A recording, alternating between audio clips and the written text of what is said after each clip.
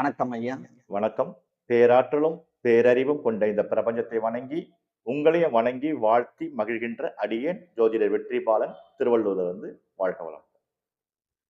ஐயா, இன்னைக்கு இருக்கக்கூடிய காலகட்டத்துல திருமணம்னு ஒண்ணு நடக்கணும்னா பேர் ராசி, ஜாதகம் அதெல்லாம் கண்டிப்பா தேவையா? 100ல 70% காதல் திருமணமா நடக்குது. அவங்களுக்கு தகுந்த ஜாதகத்தை தீர்மானிப்பாங்கன்றது எப்படி சாத்தியம்? போராட்டம் எதுவும் இல்லாம நல்லாவும் வாழ்றாங்க சில பேர். சில பேருக்கு சில முறிவுகள் ஏற்படுது. இந்த சூழ்நிலைய ஜோதிட பூர்வமா நீங்க எப்படி அணுகுறீங்க? அத கொஞ்சம் விளக்கமா சொல்லுங்க. சரிங்க. இப்ப நீங்களே கேள்வி கேட்டு நீங்களே பதில் சொல்லிட்டீங்க. காதலிச்சு திருமணம் செய்தவர்கள் நல்லாவும் இருக்கிறாங்க. ஆமா. கொஞ்சம் கஷ்டப்படுறவங்களும் இருக்கிறாங்க. இருக்கா. பிரிவினையர்களும் இருக்காங்க சொல்றீங்களா இல்லையா? ஆமா. கரெக்ட். இப்போ ஒரு தத்துவத்தை நம்ம புரிஞ்சுக்கணும். அதாவது நீங்க கேட்ட காதல் சம்பந்தப்பட்ட விஷயங்கள் இந்த காணொளி இப்போ நம்ம பேசுறோம் இல்லையா? ஆமா. இது கடைசியில அதோட ரிசல்ட் வரும். இந்த ரிசல்ட் வரணும்னா, கொஞ்சம் இந்த தகவல கேட்டா தான் அந்த ரிசல்ட் உங்களுக்கு கரெக்ட்டா புரியும். எடுத்தோனே சொல்லிட்டு கம்முனு கட் பண்ண முடியாது. சரிங்களா? முழுமையா முழுமையா பதிவு பார்த்தா கண்டிப்பா புரியும். நல்லது. ஒரு தத்துவம் என்னடான்னா, ஒவ்வொருக்கும் தசாபுத்தி நடக்குது தெரியும் இல்லையா? ஒவ்வொருத்தருக்கும் ஒரு தசாபுத்தி நடக்குது. ஆமா. இப்போ உங்களுக்கு ஒரு தசாபுத்தி போயிட்டு இருக்கும். ம். எனக்கு ஒரு தசாபுத்தி போயிட்டு இருக்கும். ஓகேவா? பார்த்துட்டு இருக்க நேயர்களுக்கெல்லாம் ஒவ்வொரு தசாபுத்தி போயிட்டு இருக்கும். இது ஒவ்வொரு மனிதனுக்கு. இதே இந்த பிரபஞ்சத்தில், இந்த பூமிக்கும், இந்தியாவுக்குன்னு ஒரு காலகட்டம் போயிட்டு இருக்கு. இந்தியாவுக்குன்னு ஒரு தசாபுத்தி போயிட்டு இருக்கு. ம். அதாவது மனிதர்களுக்கு இருக்கிற மாரியா ம். உலகத்துக்கும் இருக்கு. உலகத்துக்கும் இருக்கு. ம். அதுவும் இதற்குள்ள ஆட்பட்டது தானே! ம். அப்போ இந்த இந்திய பூமி, இந்திய பரப்பு மேல கடந்த ஒரு 20 வருஷத்துக்கு முன்னாடி அ சனியினுடைய ஆதிக்கம். ம். சனி பகவானுடைய தசை போயிட்டு இருக்கு. அப்போ வந்து பாட்டாளிகள், உழைப்பாளிகள், உழைப்புக்கு ரொம்ப முக்கியத்துவம் இருந்தது. நெறைய உழைச்சாங்க, நெறைய கஷ்டப்பட்டாங்க. நெறைய வேலை திண்டாட்டங்கள்லாம் இருந்தது. கடின உழைப்புகள் இதெல்லாம் சனியினுடைய காரகம். சனி பகவானுடைய காரகத்துவம். ம். அந்த காரகத்துவத்துல வந்துட்டு இருந்த இந்த இந்திய பூமி, ம். சனி பகவானுடைய தசைக்கு அப்புறம் புதன் தசை வரும். சரி. சனி தசைக்கு அப்புறம் புதன் புதன். தசை. இந்த புதன் தசை கிட்டத்தட்ட 2005 அந்த மாரி டைம்ல தான் ஆரம்பிச்சது. அது ஒரு 17 வருஷம் பயணிக்கும். ம். இப்ப போயிட்டு இருக்கு வச்சுக்கங்களேன். அந்த 2005ல இருந்து தான் புதன் தசை ஆரம்பிச்சதுக்கு அப்புறம் தான் இந்த இந்திய பரப்புல அதிக அளவுல தகவல் தொழில்நுட்பம் ம். வளர்ச்சி அடைஞ்சது.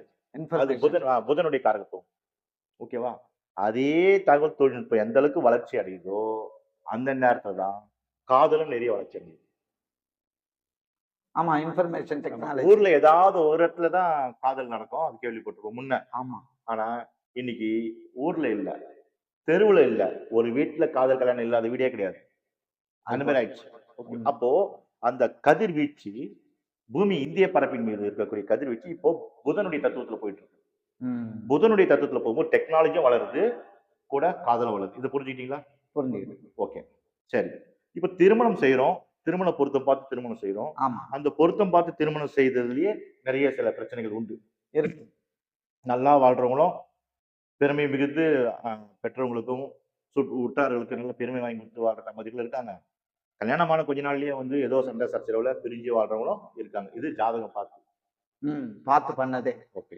இப்ப காதலிச்சு திருமணம் செய்வாங்க இல்லையா? ஆமா. அவங்க எல்லாமே சக்சஸான்னா, எல்லாரும் சக்சஸ் சொல்ல முடியாது. கொஞ்சம் பேர் சக்சஸா வாழ்றாங்க. சில பேர் வந்து பாதிப்புக்குள்ளாயிருக்காங்க. நெறைய வருது என்கிட்ட ஜாதகம் வந்து பார்க்குறோம். காதலிச்சு திருமணம் செஞ்சோம் அப்டின்ட்டு. ஒரு ஜாதகர் காதலிப்பார்னா ஜாதகம் பார்த்துட்டு சொல்லிடலாம். இவருக்கு ம். காதல் வரும். 1. இவர் காதலிச்சு காதல் தோல்வி அடைவார். அதையும் சொல்லலாம். அதுவும் சொல்லும். சொல்லலாம். இவர் காதலிச்சு காதல் திருமணம் செய்து தோல்வி அடைவார்ன்னு சொல்லலாம். அப்போ அவங்க முன்னாடியே வந்து உங்ககிட்ட காமிச்சா நீங்க எல்லாத்தையும் சொல்லலாம். சொல்லிடுவீங்க. காட்ட அத மாட்டாங்கல்ல? அவாய்ட் பண்ணிடுங்க. காட்ட மாட்டாங்கல்ல? இத பத்தி இளைஞர்களுக்கு தெரியாது இல்லையா? இளைஞருக்கு இது வந்து ஒரு விளையாட்டா எடுத்துக்கிறாங்கல்ல. உண்மை. அவரு அளந்து விடுவாரு அப்படின்னு நினைப்பாங்களே. அப்படிலாம் கிடையாது. அப்ப வந்து பார்க்கணும் என்னதான் நடக்குது. ஏன்னா சில இளைஞர்கள் வந்து பார்க்குறாங்க. ஆ. வந்து அவங்க அந்த பொண்ணோட ஜாதகமும், ஆமா. இவரோட ஜாதகத்த வச்சுட்டு அவர் ஃபோன் ஆன் பண்ணி வச்சுருவாரு. முதல்லயே தெரிஞ்சிடும்ல அவங்களுக்கு. ஆமா. ஃபோன் ஆன் பண்ணி வைக்கிறாரு. எது ரெக்கார்டு. ஓ! நீங்க சொல்லுங்க சார் இது 2 அப்ப அத பார்க்கும்போது பொருத்தம் வரல. ம். பொருத்தம் வரல தம்பின்றேன். அப்புறம் சொன்னாங்க லவ் பண்ணிட்டோம் சார். சரி மனப்பொருத்தத்துக்கு போய் கட்டிட்டு போயா, வரத பார்த்துக்கலாம்.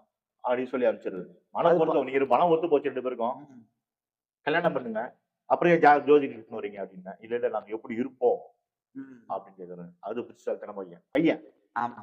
ஏன்னா இவன் வந்து காதலிச்சு திருமணம் செய்து அதுல தோல்வி அடையணும்னு இருக்குதுன்னா அதை மாத்தலாம். மாத்த முடியும். மாத்தலாம். அதுதான் அவருடைய கர்ம வினைன்னா அந்த கர்ம வினையை நிவர்த்தி செய்து அந்த காதல் கல்யாணத்தை யோகா கல்யாணமா மாத்தலாம். அப்ப காதல் இருக்கிறவர்கள் முழுமையாக காதலிச்சுட்டாங்க அவங்க ஜாதகத்தை பார்க்கலாம். அவங்களுக்கு சில பேர் சக்சஸ் ஆகும், சூப்பரா இருக்கும். சில பேரண்ட் கிட்ட நான் சொல்லுவேன், உங்க பொண்ணுக்கு காதலிப்பாங்களாமா. நேத்து கூட ஒரு கிளைண்ட் கிட்ட சொன்னேன், உங்க பொண்ணு காதலிப்பாங்கம்மா, அந்த காதலிக்கிற அந்த நபர் பையனுக்கும் இந்த பொண்ணுக்கும் வந்து செட் ஆகாதுன்னு சொன்னேன்.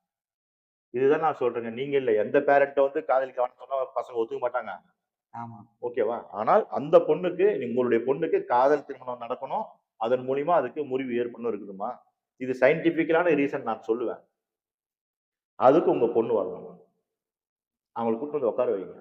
நான் அவங்களுக்கு தெளிவுபடுத்துறேன். இந்த விஷயத்த சொல்றேன் அவங்களுக்கு. அதுக்கப்புறம் அவங்க முடிவு அவங்க எடுத்துக்கிட்டோம். ஏன்னா சம்பந்தப்பட்ட ஆள் சொல்லும் போது தான். ஆமா. அப்ப இவங்களே பேரண்டே போய் சொன்னாங்க, ஜோசியர் இப்படி சொல்லிட்டா அவங்க நம்ப மாட்டாங்க. நீங்க எனக்கு பிரிக்க பாக்குறீங்க, இது பண்றீங்கன்னு.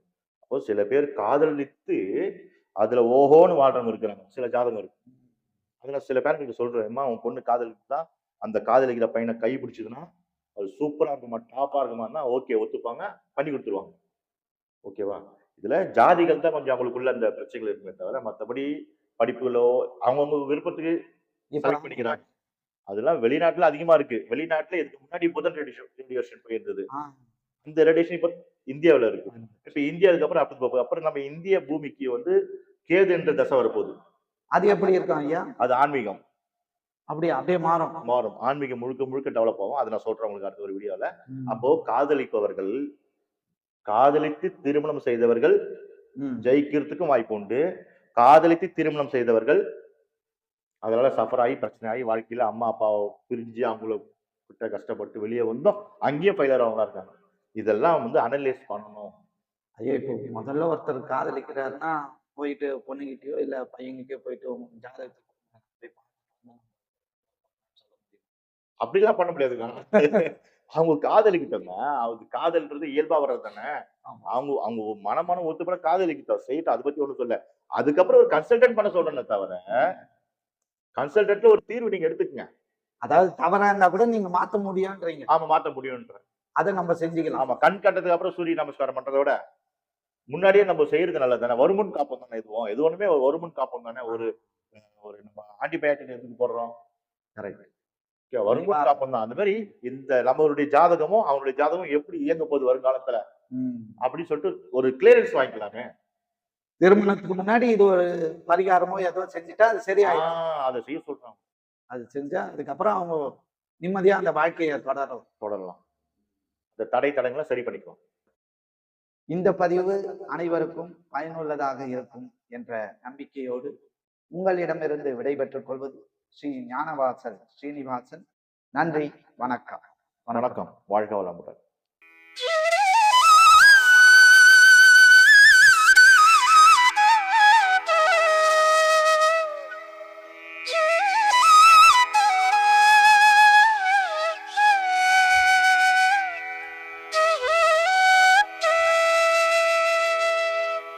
எங்களுடைய பதிவு உங்களுக்கு பிடித்திருந்தால் லைக் பண்ணுங்க, ஷேர் பண்ணுங்க.